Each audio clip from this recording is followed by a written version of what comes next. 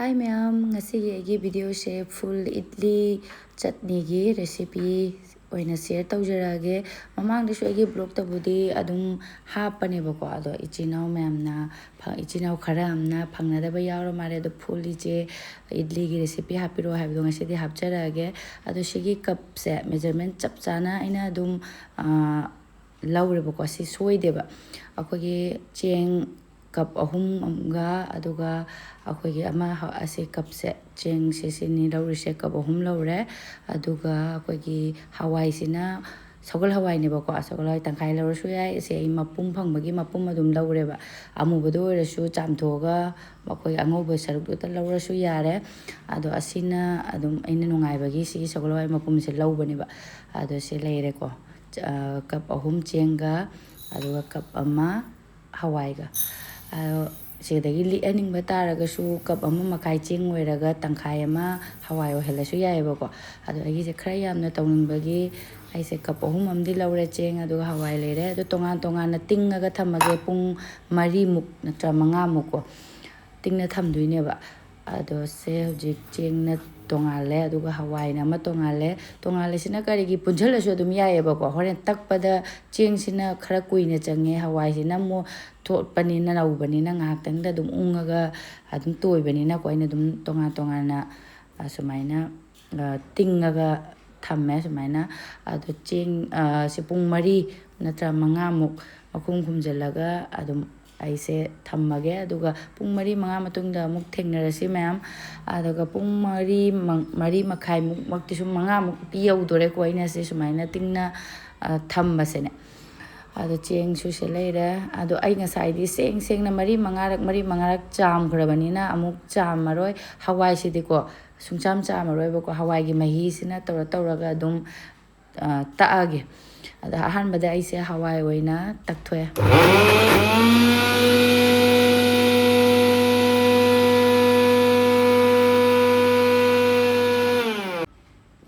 sumaina kupna tawna tae hawai di kuina changhaude da takpada aduna ina tongana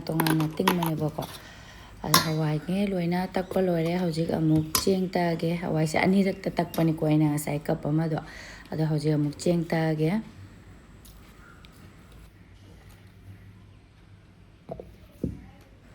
hawai takpa loire cheng su sina roibani takthoe loina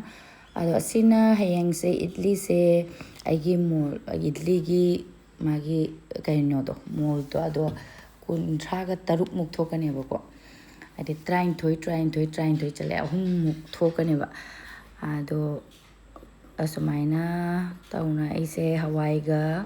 chenga takpa se phajana mix tawrage ising chamsalaga kitang di hape adum sin nang bagi chang ko magi mahi su yamna hena langrade heng idli do phamdana leigine bako aduga yama kunga su manung munchaloidoine ba thumga di haptre ko phajana otpa yabo otle aduga makhung kumjalaga ma'am se hojik nungthang oire bako hojik se aduga hayeng nongalaga da ferment tawraga thamdoine pung 3 makhai hojik tare sandagi hayeng nongalako da dum ferment oil leiramani akogi kaino se dum thammage ko nongalaga yengminarasi ferment oirambara oiramdabra haido ado oide adum oirene hojik sabani na bako oire ado hojik nongale ma'am aduga yengminarasi gi se hojikti ingba matamdana ko akogi kambal gumba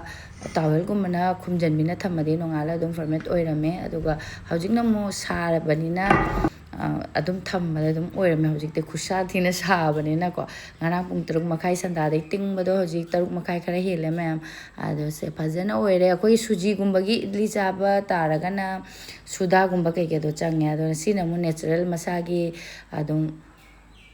oijarabani na ko suda kai karim ta mathau tadre do ngarang aina thum di hapkide ai thum hapadi ferment oiba da khatang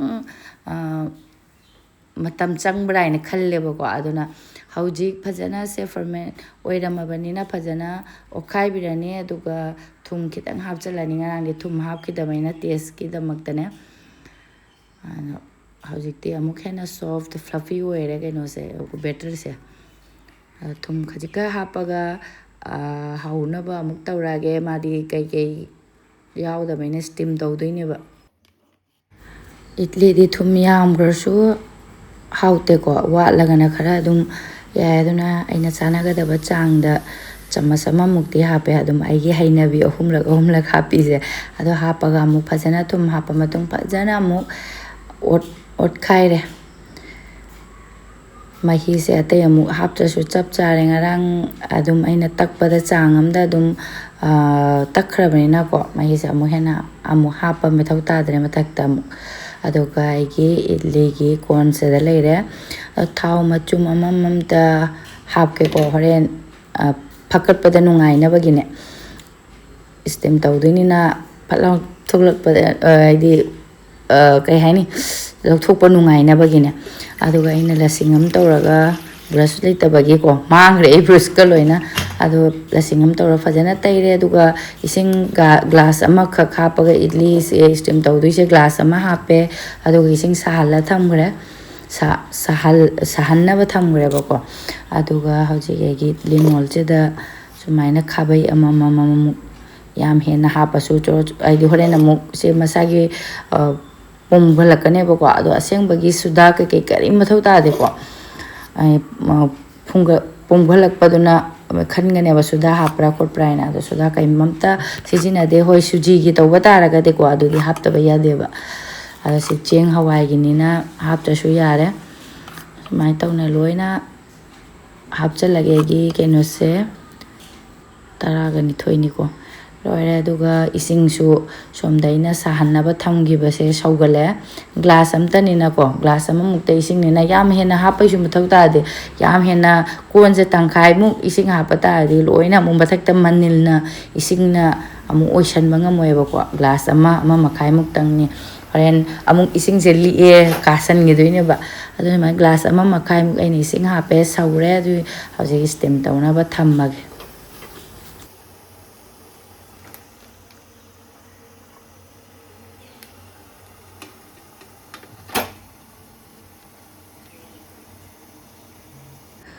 makum khumjallage aduga minute yame habada minute 30 ko 35 mug yogradi akoi idli se ekta kalleba adum minute 10 natraga 30 hele habada thambirade adum mulle adu ai medium na mai se thammani pura full da dinate ba ko lo da sunate medium da thammaga hojing minute 10 natra 30 matungda yengminarasi ai gi se oire me minute 30 muk sab sabi thammaga ai se hangdokpani ado phajana mulle ado mutana muthala su ko ngahak aina maninji da amuk hena munchan aide dum ngahak thammane ba makon kupsalaga ado minute ani muk thamma matung da ise lawthoe idli se ingthara bani na hojikte phakat pada nungai bana loirani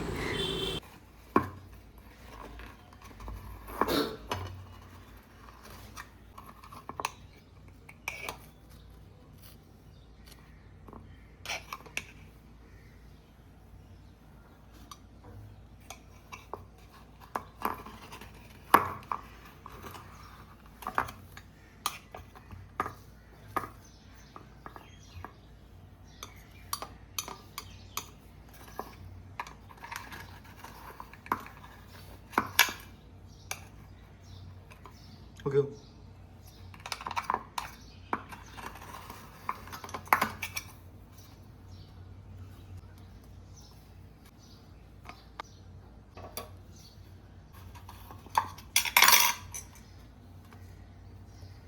aina first ahanba hauba kaino se loire ready idli phajaraba ma'am idli se masak phajaba ta sunatana hausu adum hawi ko hainaba migi de adu isada su healthy oiba aduga ma'am chutney gi recipe amu hapcharage sina chutney idli ga chanaba koi gi sina nung hawai haibra badam nung hawai nate kaino leba hawai haibra kaino badam leire chana aduga koi gi moroga tekpani ma laure mangi laure yubi laure kari pata manani hum laure phadigomga aduga pudina kharaga lauraga sumaina ising hapaga takhairege ko adu sumaina takhaire yubi gi chutney haiba tare adu dum mom ma'am tomato ga ko gi badam se ꯂꯩꯕꯥꯛ ꯍꯋꯥꯏꯒꯤ ꯃꯣꯏ ꯑꯗꯨꯒꯤꯁꯨ ꯍꯥꯎꯔꯤ ꯑꯗ ꯌꯨꯕꯤꯒꯤꯅ ꯄꯛꯅꯕ ꯍꯥꯏꯒꯗ꯭ꯔꯥ ꯈꯪꯗꯦ ꯑꯗꯣ ꯁꯦ ꯁꯣꯛ ꯇꯧꯗ꯭ꯔꯁꯨ ꯌꯥꯏꯀꯣ ꯑꯗꯨꯕꯨ ꯑꯩꯅ ꯊꯥꯎ ꯈꯤꯇꯪ ꯍꯥꯞꯄꯒ ꯍꯪꯒꯥꯝ ꯃꯔꯨꯒ ꯀꯔꯤ ꯄꯇꯥꯒ ꯇꯧꯔꯒ ꯁꯣꯛ ꯇꯧꯁꯜꯂꯒꯦ ꯑꯗꯨꯒ ꯑꯗꯨꯝ ꯃꯍꯥꯎ ꯍꯦꯟꯒꯠꯄ꯭ꯔꯥ ꯍꯥꯏꯅ ꯈꯟꯕꯒꯤ ꯊꯥꯎꯒꯁꯨ ꯌꯥꯝꯕ ꯅꯠꯇꯦꯗꯀꯣ ꯑꯗꯨꯝ ꯀꯔꯤ ꯄꯇꯥ ꯀꯩꯀꯩ ꯃꯅꯝꯁꯦ ꯅꯨꯡꯁꯤꯅꯕꯒꯤꯗꯃꯛꯇ ꯊꯥꯎ ꯈꯤꯇꯪꯗ ꯍꯥꯞꯄꯒ ꯑꯩꯅ ꯑꯗꯨꯃꯥꯏꯅ ꯁꯣꯛ ꯇꯧꯁꯜꯂꯦ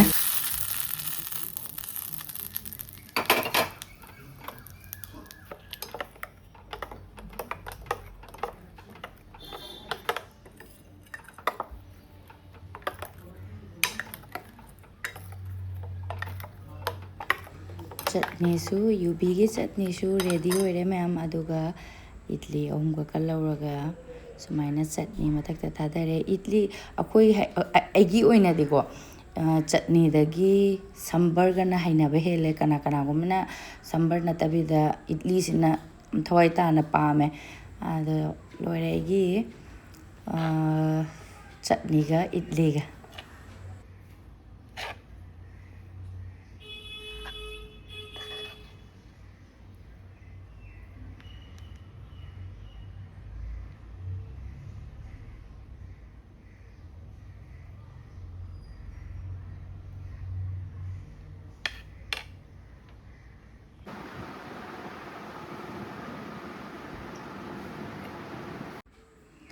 ꯑꯩꯈꯣꯏ ꯏꯆꯥꯅꯤꯄꯥ ꯑꯍꯟꯒꯤ ꯐꯦꯚꯣꯔꯥꯏꯠ ꯏꯗꯂꯤ ꯆꯠꯅꯤ ꯃꯥ ꯆꯥꯈ꯭ꯔꯦ ꯑꯗꯨꯒ ꯁ꯭ꯀꯨꯜ ꯆꯠꯇꯣꯏꯅꯦ ꯑꯗꯣ ꯃꯌꯥꯝ ꯉꯁꯤꯒꯤꯗꯤ ꯑꯩꯒꯤ ꯚꯤꯗꯤꯑꯣꯁꯦ ꯃꯇꯥꯡꯁꯤꯗ ꯂꯣꯏꯁꯤꯟꯖꯔꯒꯦ ꯃꯊꯪꯒꯤ ꯚꯤꯗꯤꯑꯣꯗ ꯑꯃꯨꯛ ꯊꯦꯡꯅꯔꯁꯤ ꯕꯥꯏ